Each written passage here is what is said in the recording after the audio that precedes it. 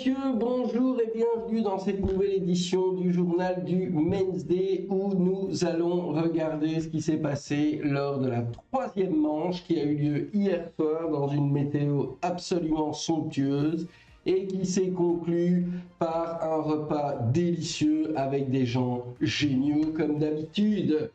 Alors, pour les nouveaux, un seul nouveau cette semaine-ci, le nouveau c'est Christophe Dumont. Bienvenue Christophe.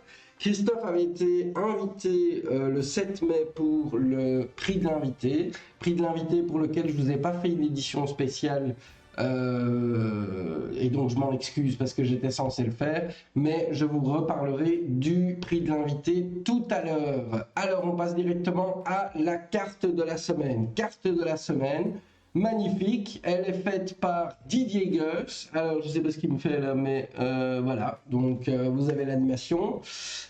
Didier Goes, bienvenue à toi Didier. On se rappelle qu'il avait été blessé la saison dernière. Il n'avait pas su terminer, le voilà rétabli, le voilà de retour, visiblement en pleine forme.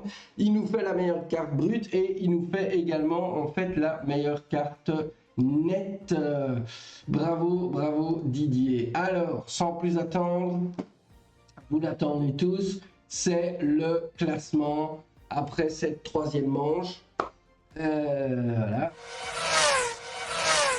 Et voilà, on y est. Alors on commence tout de suite avec la première catégorie, c'est Fieux qui prend le pouvoir. Gros coup de tonnerre dans la catégorie Rennes, Olivier Fieux n'a pas fait dans la dentelle avec une récolte impressionnante. Il engrange 12 points supplémentaires pour atteindre un total de 45 points, éjectant Jean-Bernard de Cocker de son trône. Ce dernier n'est pas venu jouer hier, donc le voilà 100 points. Il glisse à la deuxième place avec ses 37 points. Derrière ce duo de tête, le combat fait rage. Alain de Saussois sécurise sa troisième place avec 36 points, restant fermement en embuscade. La remontée de la semaine est signée Alexandre Château. Il bondit de la 6e à la 4e place en affichant 31 points au compteur. Et alors enfin, entrée fracassante de Didier Goes qui remporte avec, on vient de le voir, sa carte de la semaine, les 25 points tant convoités et s'insère immédiatement à la 5e place du classement et donc se qualifie temporairement bien sûr pour le moment pour la finale. Alors catégorie 2, c'est la revanche de Deharan. En deuxième catégorie, le classement a été totalement renversé. Sébastien Deharan a sorti le grand jeu. Troisième la semaine dernière, il s'empare majestueusement de la première place avec 37 points. Alors il laisse sur le carreau l'ancien leader, Luc De Jager, qui fait du surplace puisqu'il n'est pas venu jouer hier. Cette semaine et se retrouve deuxième avec 35 points, mais attention au poursuivant.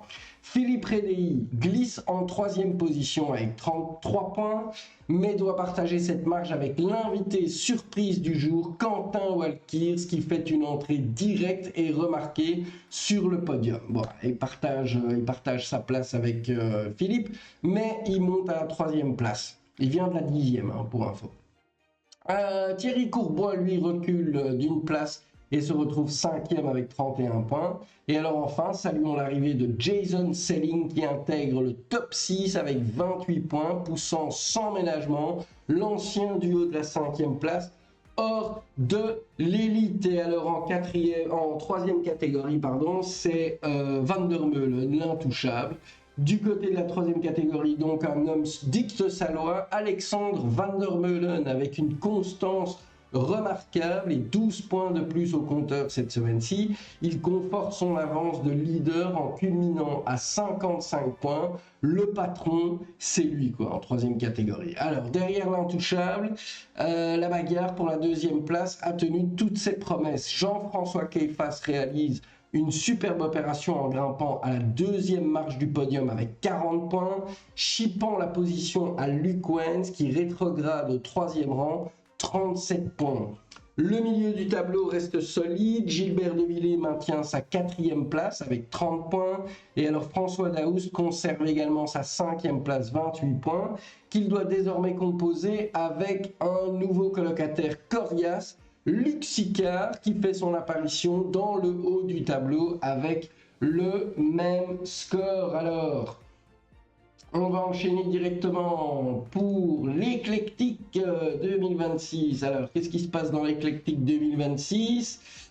En première catégorie, c'est donc Olivier Fieux qui prend la tête suite au départ malheureux de David qui nous a quittés pour le Bercuit. Olivier qui donc prend la tête avec 38 points pour le moment à l'éclectique.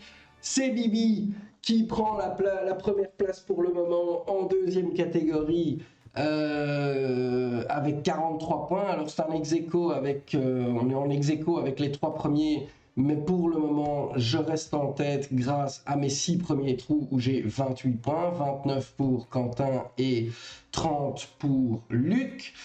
Et alors en troisième catégorie, c'est toujours le même qui domine pour le moment, c'est Alexandre Van der Meulen avec 43 points. Alors, je vous avais dit que j'allais vous parler du prix de l'invité 2026. Alors, c'est le 7 mai. Donc, pour ceux qui ne savent pas, chaque année, on fait, il y a un jeudi où on ne joue pas pour le Grand Prix, pour l'éclectique. On joue avec nos invités. Tout le monde peut ramener un invité. Cet invité peut jouer gratuitement, pas de green fee, pour autant qu'il reste manger après. Et alors, cette année-ci, c'était pas mal du tout. Voilà donc ce qui s'est passé. On a joué un... Qu'est-ce qu'on a joué? On a joué un 4 balles meilleur balle, je pense. Oui, c'était un 4 balles meilleur... Ah bah oui, c'est mieux dessus. 4 balles meilleur balle.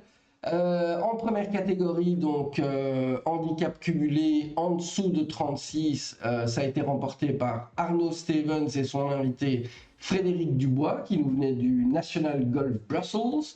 David Wezerbs et Étienne Vandenbogart, qui lui, je ne sais plus de quel club il vient, je pense que pour le moment il n'est pas membre et je sais qu'il est blessé aussi, malgré ça il joue, il a quelque chose au petit doigt, mais enfin ça a l'air de bien aller. Ils ont quand même fait deuxième avec aussi 23 points au score net. Et alors Philippe Rédéi et Olivier Fieux, qui a mal été écrit d'ailleurs, je vois maintenant, Oliver Few apparemment. Eux aussi ont fait 23 points. Et alors dans la deuxième catégorie, handicap cumulé au-delà de 36, c'était Christophe Dumont qui était invité par Marc Delannoy. C'était Jason Selling en deuxième position avec 20 points avec Inès McLeod, son invité. Et alors Luc Sicard et Jean-Nicolas Jacques qui nous ont fait les 19 points qui leur donnaient la troisième place du podium en deuxième catégorie. Bravo à tous. Alors encore une fois, là vous pouvez le voir, là ça sont les photos en fait qui ont été prises, c'est la remise des prix. Malheureusement, j'ai pas encore eu beaucoup de photos qui venaient du terrain et tout ça, donc j'ai pas vraiment pu montrer ça. Faites des photos, filmez-vous, je trouverai bien un moyen de les placer dans le journal. Je ferai ça, il suffit de me fournir vos images. Alors, je reviens avec le 20 juin. Le 20 juin, c'est dans moins d'un mois. Donc voilà, les inscriptions vont s'ouvrir normalement d'ici 2 semaines à peu près. Et alors pour les membres du Men's Day qui veulent participer à la qualification pour la Men's Cup de l'AF Golf qui aura lieu en septembre, vous m'envoyez un petit message. Vous pouvez le faire par WhatsApp, vous pouvez le faire quand vous me croisez. Vous me faites savoir que vous voulez absolument participer à la qualification pour la Men's Cup et on vous réservera une place dans le shotgun du matin qui sera donc single stable ford qualificatif et servira de qualification pour la Men's Cup. Et alors pour ceux qui préfèrent jouer pour le fun ou qui vous pouvez ne pas vous qualifier ou quoi que ce soit, l'après-midi ce sera un shotgun en scramble à 2, donc vous pourrez vous inscrire, là il n'y aura pas de place réservée, toutes les places seront ouvertes, et pour ceux qui veulent jouer les 2 parties, vous pouvez, si vous êtes inscrit, participer aux 2 parties. Alors voilà, c'est tout pour cette semaine-ci, merci d'avoir suivi le journal comme d'habitude. Ah oui, mercredi prochain, c'est une rencontre spéciale où nous allons être invités par les Working Ladies. Donc il y aura une compétition mercredi soir sur 9 trous Working Ladies où les hommes jouent avec les femmes. Ce sera une formule, j'ai pas encore regardé quelle formule c'était, mais la compétition est déjà ouverte aux inscriptions sur BeGolf. Et alors le lendemain, les men, on va jouer la 4e manche de la partie. Et alors donc, par rapport à cette compétition spéciale avec les Working Ladies, plus tard dans le calendrier, j'ai pas la date là sous la main, mais je vous la donnerai. Il y aura la même chose, mais donc un jeudi où ce sont les Working Ladies qui viendront jouer avec nous. Encore une fois, une formule. Donc c'est toujours, on l'a fait les 2 premières années aussi. On s'amuse toujours bien, on reste manger après pour ceux qui veulent. Et c'est toujours un bon moment à passer avec nos amis, les Working Ladies. Donc voilà, c'est tout pour cette semaine-ci. Je vous remercie d'avoir suivi. Je vous dis donc à la semaine prochaine. Merci et à bientôt.